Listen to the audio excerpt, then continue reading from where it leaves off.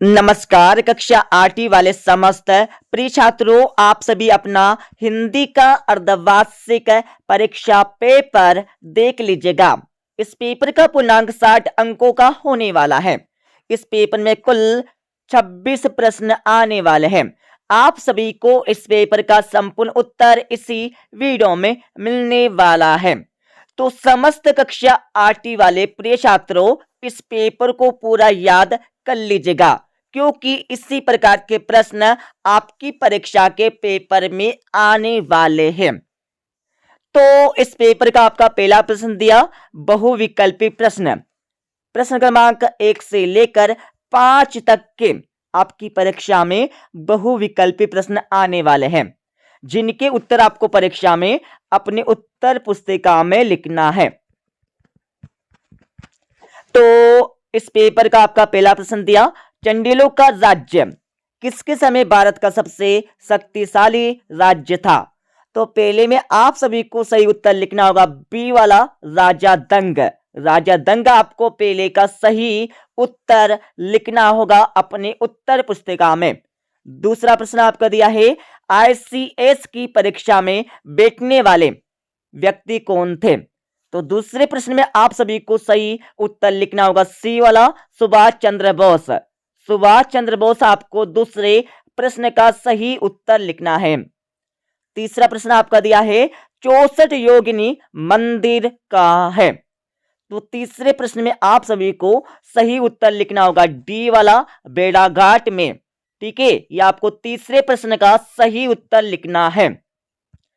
चौथा प्रश्न आपका दिया है, धन का स्वभाव कैसे होता है? तो आप सभी को बताना होगा धन का स्वभाव कैसा होता है। तो चौथा प्रश्न में आपको सही उत्तर लिखना होगा ए वाला चंचल। चंचल आपको चौथे प्रश्न का सही उत्तर लिखना है। पांचवा प्रश्न आपका दिया है, ए भगवान वाक्यांश में कौन सा विराम चिन्ह लगेगा? तो पांचवें प्रश्न में आप सभी को सही उत्तर लिखना होगा ए वाला विस्मय बोधक। विस्मय बोधक आपको पांचवें प्रश्न का सही उत्तर लिखना होगा अपने उत्तर पुस्तिका में। तो इस प्रकार के आपके 5 नंबर यहां से कंप्लीट हो जाएंगे। ठीक है, अब आप सभी रिक्त स्थान देख लीजिएगा। प्रश्न क्रमांक 6 से लेकर 10 तक की आपकी परीक्षा में रिक्त स्थान आने वाले हैं, जिनके उत्तर आपको परीक्षा में अपनी उत्तर पुस्तिका में लिखना है। तो आपका छठा प्रश्न दिया, गुप्त वंश का राज्यकाल भारतीय इतिहास में किसके नाम से जाना जाता है? तो छठे प्रश्न में आप सभी को सही उत्तर लिखना होगा स्वर्ण युग। स्वर्ण युग आपको लिखना होगा छठे प्रश्न का सही उत्तर। ठीक है, और सातवां प्रश्न आपका दिया है, पंची शब्द का तत्सम रूप है। तो आप सभी को परीक्षा में पंची शब्द का तत्सम रूप लिखना है। तो सातवें में आपको लिखना होगा, लिख लीजिएगा पक्षी। पक्षी आपको लिखना होगा सातवें प्रश्न का सही उत्तर। ठीक है, और आठवां प्रश्न यहां पर दिया है, बट शब्द का अर्थ क्या होता है? तो आप सभी को बट शब्द का अर्थ बताना होगा। तो आठवें प्रश्न में आपको लिखना होगा पैसा। पैसा आपको लिखना होगा आठवें प्रश्न का सही उत्तर। एंड यहां पर 9वां प्रश्न देख लीजिएगा, विश्नोई समाज की स्थापना सन में की गई थी। तो विश्नोई समाज की स्थापना किस सन में की गई थी, ये आपको 9वें प्रश्न में बताना है। तो 9वें में आपको लिखना होगा 1485। 1485 आपको 9वें प्रश्न का सही उत्तर लिखना है। ठीक है, अब आप सभी 10वां प्रश्न देख लीजिएगा, ईमानदार को विलोम शब्द आपको लिखना होगा। तो आप सभी को ईमानदार का विलोम शब्द बताना है। ठीक है, तो इसमें आपको लिखना होगा बेईमान। बेईमान आपको लिखना होगा ईमानदार का विलोम उल्टा। ठीक है, अब आप सभी अति लघुत्तरी प्रश्न देख लीजिएगा। प्रश्न क्रमांक 11 से लेकर 16 तक आपकी परीक्षा में अति लघुत्तरी प्रश्न आने वाले हैं। तो आपका 11वां प्रश्न यहां पर दिया है, चंद्रगुप्त द्वितीय को कौन सी उपाधि मिली थी? इसके बारे में आपको लिखना है। ठीक है, तो इसका उत्तर आपको बताएंगे इस वीडियो के लास्ट में। और 12वां प्रश्न आपका दिया है, हरिश्चंद्र नाटक को देखकर मोहन को किस बात की प्रेरणा मिली? इसके बारे में आपको लिखना होगा परीक्षा में। तो इसका उत्तर भी आपको बता देंगे इस वीडियो के अंत में। 13वां प्रश्न आपका दिया है, नवनभ से कवि का क्या आशय, इसके बारे में आपको परीक्षा में लिखना होगा। और 14वां प्रश्न आपका दिया जिसमें कुमार गंधर्व का वास्तविक नाम क्या था। तो आप सभी को कुमार गंधर्व का वास्तविक नाम लिखना है परीक्षा में, ठीक है। सभी के उत्तर आपको मिल जाएंगे इस वीडियो के अंत में, ठीक है। अब आप सभी 15वां प्रश्न देख लीजिएगा। पटना शहर का पुराना नाम आपको बताना होगा। तो इसमें आपको लिखना है पाटलिपुत्र। पाटलिपुत्र आपको पटना शहर का पुराना नाम लिखना होगा। और 16वां प्रश्न आपका इसमें स्वतंत्रता शब्द की सही वर्तनी आपको लिखना होगा। तो इसमें आपको लिखना है स्वतंत्रता, ठीक है। वंस अगेन ये आपको लिखना स्वतंत्रता आपको लिखना होगा 16वें प्रश्न का सही आंसर, ठीक है। इसको शुद्ध करके आपको लिखना है इसके वर्तनी। अब आप सभी यहां पर देख लीजिएगा लघु उत्तरीय प्रश्न।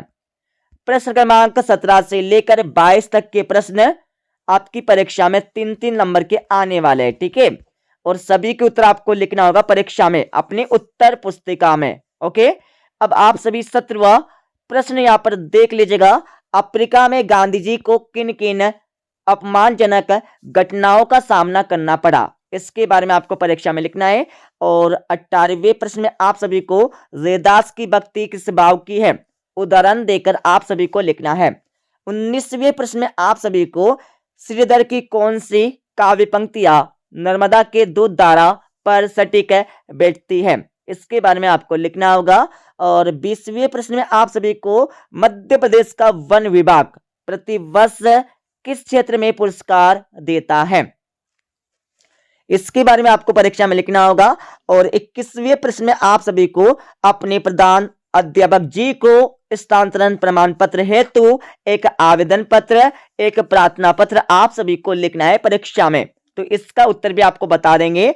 और 22वें प्रश्न में आप सभी को निम्न मुहावरों का अर्थ लिखकर वाक्यों में प्रयोग करके आप सभी को लिखना है परीक्षा में, ठीक है। तो इनके उत्तर भी आपको बता देंगे इस वीडियो के लास्ट में। अब आप सभी दीर्घ उत्तरीय प्रश्न देख लीजिएगा। प्रश्न क्रमांक 23 से लेकर 26 तक के आपके दीर्घ उत्तरीय प्रश्न आपकी परीक्षा में आने वाले हैं। और प्रत्येक प्रश्न आपकी परीक्षा में 5-5 नंबर का पूछे जाने वाला है, ठीक है।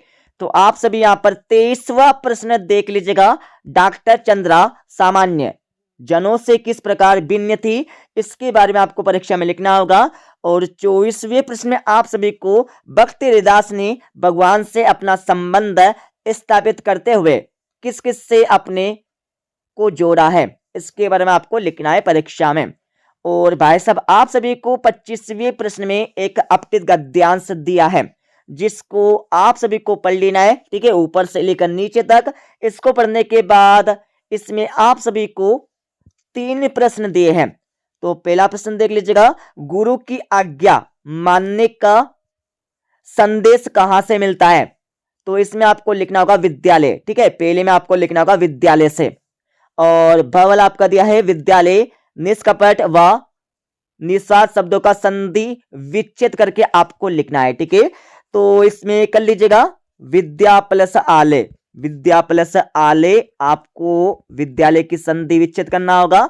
और सेकंड आपका दिया है निष्कपट, तो इसमें आपको करना होगा, कर लीजिएगा निस प्लस कपट, ठीक है, ये आपको संधि विच्छेद करना होगा।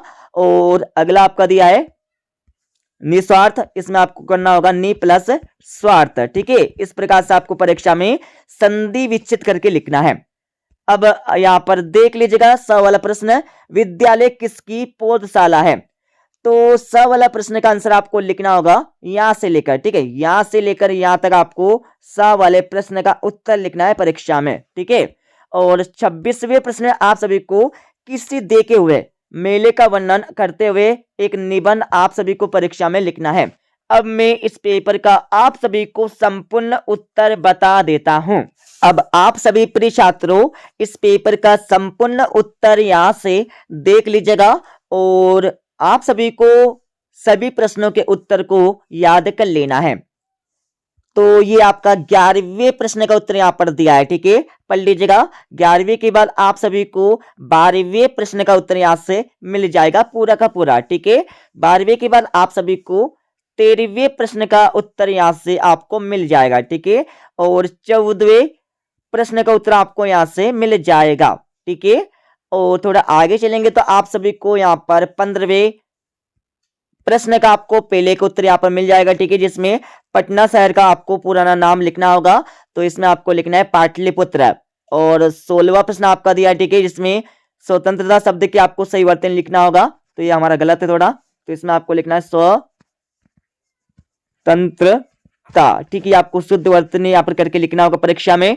और अगला देख लीजिएगा, यह आपको 17वें प्रश्न का आंसर यहाँ से आपको मिल जाएगा। ठीक है, 17वें के बाद भाई साहब आप सभी को थोड़ा नीचे चलेंगे तो आप सभी को 18वें प्रश्न का आंसर यहाँ से मिल जाएगा। ठीक है, 18वें के बाद थोड़ा आगे चलेंगे तो आप सभी को वन सेकेंड, ये आपको 19वें प्रश्न का आंसर यहाँ से मिल जाएगा पूरा का पूरा। पढ़ लीजिएगा। 19वें के बाद थोड़ा आगे चलेंगे तो आप सभी को मिल जाएगा 20वें प्रश्न का उत्तर। ठीक है, 20वें के बाद थोड़ा आगे चलेंगे तो आप सभी को मिल जाएगा यहाँ पर 21वें प्रश्न का उत्तर, जिसमें क्या करना, आपको प्रार्थना पत्र लिखना है। ठीक है, इस प्रकार से आपको प्रार्थना पत्र लिखना होगा।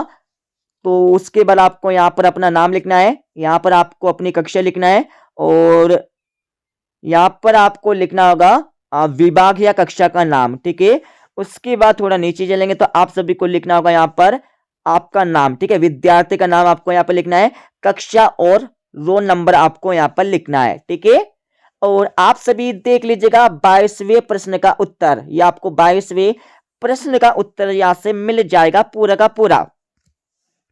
और आप सभी को यहाँ पर मिल जाएगा 23वें प्रश्न का उत्तर। ठीक है, 23वें के बाद आप सभी को यहाँ पर मिल जाएगा 24वें प्रश्न का उत्तर पूरा का पूरा। ठीक है, 24वें के बाद आप सभी को यहाँ पर मिल जाएगा 25वें प्रश्न का उत्तर, पूरा ऊपर से लेकर नीचे तक देख लीजिएगा। वैसे इसका आंसर हमने आपको पहले बता दिया है। ठीक है, और आप सभी को मिल जाएगा 26वें प्रश्न का उत्तर। ये देख लीजिएगा, आपको मेले के ऊपर आपको एक निबंध लिखना होगा परीक्षा में। ठीक है, तो इस प्रकार से हमने आप सभी को इस पेपर का संपूर्ण उत्तर बता दिया है। ठीक है, मिलते अगले वीडियो में।